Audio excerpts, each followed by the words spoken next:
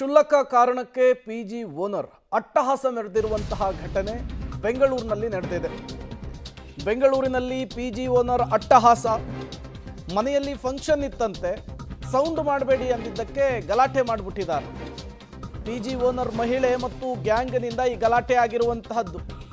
PG ಹುಡುಗರನ್ನ ಕರೆಸಿ ಪಕ್ಕದ ಮನೆಯವರ ಮೇಲೆ ಹಲ್ಲೆ ಮಾಡಿರುವಂತಹ ಆರೋಪ ಕೇಳಿ ಬರ್ತಾ ಇದೆ. ಯಲಹಂಕ ನ್ಯೂಟೌನ್ ಮುನೇಶ್ವರ ಬಡಾವಣೆಯಲ್ಲಿ ನಡೆದಂತಹ ಗಲಾಟೆ ಇದು. ಯಲಹಂಕ ನ್ಯೂಟೌನ್ ಪೊಲೀಸ್ ಠಾಣೆಯಲ್ಲಿ ಇದೇ ವಿಚಾರಕ್ಕೆ ಸಂಬಂಧಪಟ್ಟಂತೆ ಹಲ್ಲೆಗೊಳಗಾದವರು ಪ್ರಕರಣವನ್ನು ದಾಖಲಿಸಿದ್ದಾರೆ. ಸಿಸಿಟಿವಿ ಫುಟೇಜ್ನ ದೃಶ್ಯವನ್ನು ಗಮನಿಸ್ತಾ ಇದ್ದೀರಿ. ಬರೀ ಸೌಂಡ್ ಕಡಿಮೆ ಮಾಡಿ ಕಾರ್ಯಕ್ರಮ ನಡೀತಾ ಇದೆ ಅಂತ ಹೇಳಿದ್ದಕ್ಕೇನೆ 16 ಜನ ಹುಡುಗರನ್ನು ಕಟ್ಕೊಂಡು ಪಿಜಿ ಓನರ್ ಬಂದುಬಿಟ್ಟು ದಾಂಧಲೆ ಮಾಡೋದಕ್ಕೆ ಮುಂದಾಗಿರುವಂಥದ್ದು. ಹಲ್ಲೆ ಕೂಡ ಮಾಡಿದ್ದಾರೆ ಅಂಥೇಳಿ ಈಗ ಪೊಲೀಸ್ ಠಾಣೆಯ ಮೆಟ್ಟಿಲೇರಿದ್ದಾರೆ ಪಕ್ಕದ ಮನೆಯವರು, ಹಲ್ಲೆಗೊಳಗಾದವರು. ನೀವು ಕೂಡ ದೃಶ್ಯವನ್ನು ಗಮನಿಸ್ತಾ ಇದ್ದೀರಿ. ಒಂದು ಕಡೆ ಪೊಲೀಸರಿದ್ದಾರೆ, ಮಧ್ಯ ಗೇಟನ್ನು ಹಾಕಿದ್ದಾರೆ. ಈ ಕಡೆ ಗಂಡ ಹೆಂಡತಿ, ಆ ಕಡೆ ನೋಡಿದರೆ 16 ಜನ ಸೇರ್ಕೊಂಡಿದ್ದಾರೆ. ಇವರು ಪಕ್ಕದ ಮನೆಯವರು ಸೌಂಡ್ ಕಡಿಮೆ ಮಾಡಿ ಅಂದದ್ದಕ್ಕೆ ಏಕಾಏಕಿಯಾಗಿ ಮನೆಗೆ ನುಗ್ಗೋದಕ್ಕೆ ಯತ್ನಿಸಿದ್ದಾರೆ. ಹಲ್ಲೆ ಕೂಡ ಮಾಡಿದಾರಂತೆ. ಪೊಲೀಸರ ಸಮ್ಮುಖದಲ್ಲಿಯೇ ಆಗಿರುವಂತಹ ಗಲಾಟೆ ಇದು. ಆ ಗುಂಪನ್ನು ತಡೆಯೋದಕ್ಕೆ ಪೊಲೀಸರೇ ಗೇಟ್ ಹಾಕ್ತಾ ಇರುವಂತಹ ದೃಶ್ಯವನ್ನು ಕೂಡ ನೀವು ಗಮನಿಸ್ತಾ ಇದ್ದೀರಿ. ಅವರೆಲ್ಲರೂ ಕೂಡ ಪಿಜಿ ಹುಡುಗರಂತೆ. ಪಿಜಿ ಓನರ್ ಕರ್ಕೊಂಡ್ಬಂದಿದ್ದಾರೆ ಗಲಾಟೆ ಮಾಡೋದಕ್ಕೆ. ಹಲ್ಲೆ ಮಾಡಿದ್ದಾರೆ ಅನ್ನುವಂತಹ ಆರೋಪವನ್ನು ಕೂಡ ಮಾಡ್ತಾ ಇದ್ದಾರೆ. ಕ್ಷುಲ್ಲಕ ಕಾರಣಕ್ಕೆ ಬೆಂಗಳೂರಿನಲ್ಲಾದಂತಹ ಗಲಾಟೆ ಇದು. ನಮ್ಮ ಮಗನ್ನ ಒಬ್ಬ ಫ್ರೆಂಡು ಬಿಟ್ಬಿಟ್ಟು ಹೋದ. ನಮ್ಮ ಮಗ ಮೇಲೆ ಬಂದ್ಬಿಟ್ಟ.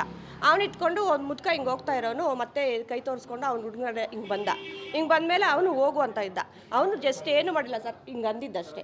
ಹಂಗೆ ಅಂದ್ಬಿಟ್ಟು ಮತ್ತೆ ಅಲ್ಲಿ ಸ್ವಲ್ಪ ಹೊತ್ತು ನಿಂತ್ಕೊಂಡು ಹೋಗಪ್ಪ ಅಂತ ಹೇಳ್ಬಿಟ್ಟು ಅವ್ನು ಗಾಡಿ ಕಡೆ ಬಂದ. ಅಷ್ಟೇ ಸರ್ ನಡೆದಿದ್ದು. ಅವರು ಬಂದರು, ಈ ಹುಡುಗನ ಕೇಳ್ರಿ ಅಂತ ಹೇಳ್ತಾ ಇದ್ರು. ಅಂದರೆ ಯಾರು ಫ್ರೆಂಡು ಅಂತ, ಈ ಹುಡುಗನ ಕೇಳ್ರಿ ಅಂತ ನಾವು ಹೇಳ್ತಾ ಇದ್ದೀವಿ. CCTV ಫೋಟೇಜ್ ತೋರಿಸ್ತೀವಿ ಯಾರು ಅಂತ ಹೇಳ್ತೀವಿ ಅಂತ ಹೇಳ್ತಾನೆ ಇದ್ದಾರೆ. ಗೇಟ್ ಹೊದ್ಕೊಂಡು ಒಂದು 30-40 ಜನ ಬಂದಿದ್ದಾರೆ ಸರ್. ನಾನು ನಿನ್ನೆ ಎಲ್ಲ ಪೊಲೀಸ್ ಸ್ಟೇಷನ್ಗೆ ಹೋಗಿ ಮೊನ್ನೆನೇ ಕೊಟ್ವಿ ಕಂಪ್ಲೇಂಟ್ ಎಲ್ಲ. ನಿನ್ನೆ ಅವ್ರನ್ನೂ ಕರೆಸ್ತಾ ಇದ್ರು, ಬಂದಿಲ್ಲ. ಸರಿ FIR ಹಾಕ್ರಿ ಅಂತ ನಾವು ಹೇಳಿದ್ವಿ. ಅಷ್ಟೇ ಸರ್ ನಡೆದಿದ್ದು. ಸರ್ ನಮಗೆ ಗೊತ್ತಿಲ್ಲ ಸರ್ ಅದರಲ್ಲಿ ಎಷ್ಟು ಜನ ಇದ್ದಾರೆ ಅಂತ. ಹುಡುಗರು ಹುಡುಗಿರು ಬಂದರು. ಅದು ನಾವು ಫಸ್ಟ್ ಆಫ್ ಆಲ್ ಗೊತ್ತಿಲ್ಲ ಅದು ಮನೇನಾ PGನ ಅಂತ ನಮಗೆ ಗೊತ್ತಿಲ್ಲ. ಅದು ನಾವು ಅವ್ರ ಪರಿಚಯನೂ ಇಲ್ಲ, ಅವ್ರ ಹೆಸರು ಗೊತ್ತಿಲ್ಲ ನಮಗೆ. ನನಗೆ 11 ಗಂಟೆಯಲ್ಲಿ ನಾನು ಯಾರೋ ಫೋನ್ ಮಾಡಿದ್ರು, ನಮ್ಮ ಮನೆಯವರು ಈ ಥರ ಗಲಾಟೆ ಆಗ್ತಾಯಿದೆ ಅಂತ. ನಾನು TV ನೋಡಿದೆ, ಇಲ್ಲ ಮನೆ ಮುಂದೆ ಸೇರ್ಕೊಂಬಿಟ್ಟವ್ರೆ. ಏನಪ್ಪ ಇದು ಇಬ್ಬರೇ ಇದ್ದಾರೆ ಹೆಂಗಸುಗಳು, ಯಾರಪ್ಪ ಅಂದ್ಬಿಟ್ಟು ನಾನು ಬಂದೆ. ನನ್ನನ್ನು ಮಾತಾಡೋಕ್ಕೆ ಬಿಡ್ತಾ ಇಲ್ಲ.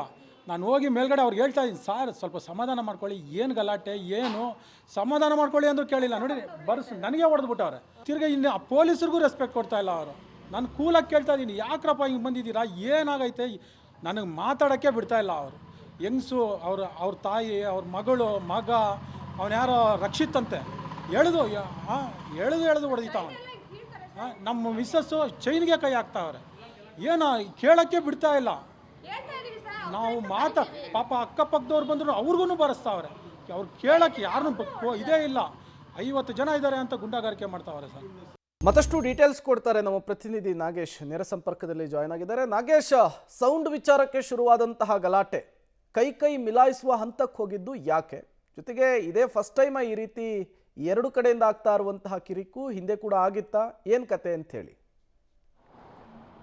ಕ್ಷುಲ್ಲಕ ವಿಚಾರಕ್ಕೆ ಬೆಂಗಳೂರಿನ ಯಲಹಂಕ ನ್ಯೂ ಟೌನಲ್ಲಿ ಎದುರು ಬದ್ರೆ ಮನೆಯವರು ನಡು ರಸ್ತೆಯಲ್ಲಿ ಬಡಿದಾಡ್ಕೊಂಡಿರುವಂಥ ಘಟನೆ ನಡೆದಿರುವಂಥದ್ದು. ಈಗಾಗಲೇ ಘಟನಾ ಸಂಬಂಧಪಟ್ಟಂತೆ ಎರಡೂ ಮನೆಯವರು ಕೂಡ ಯಲಹಂಕ ನ್ಯೂ ಟೌನಲ್ಲಿ ಕೇಸು ಪ್ರತಿ ದೂರು ದಾಖಲಾಗಿರುವಂಥದ್ದು.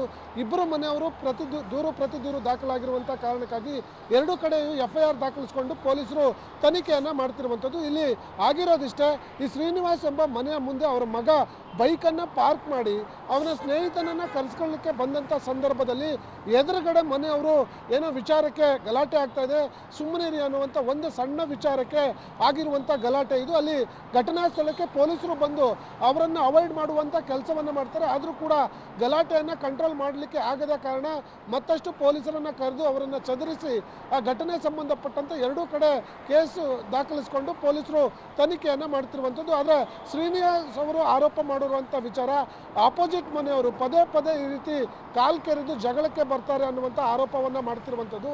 ಈ ಆರೋಪಕ್ಕೆ ಸಂಬಂಧಪಟ್ಟಂತೆ ಪೊಲೀಸರು ಪ್ರಕರಣವನ್ನು ದಾಖಲಿಸಿಕೊಂಡು ತನಿಖೆಯನ್ನು ಮಾಡ್ತಿದ್ದಾರೆ ಅನ್ನುವಂಥ ಮಾಹಿತಿಗಳು ಈಗ ಸದ್ಯಕ್ಕೆ ಗೊತ್ತಾಗ್ತಿರುವಂಥದ್ದು. Prem, okay, thank you Nagesh ತಮ್ಮೆಲ್ಲ ಮಾಹಿತಿಗಾಗಿ.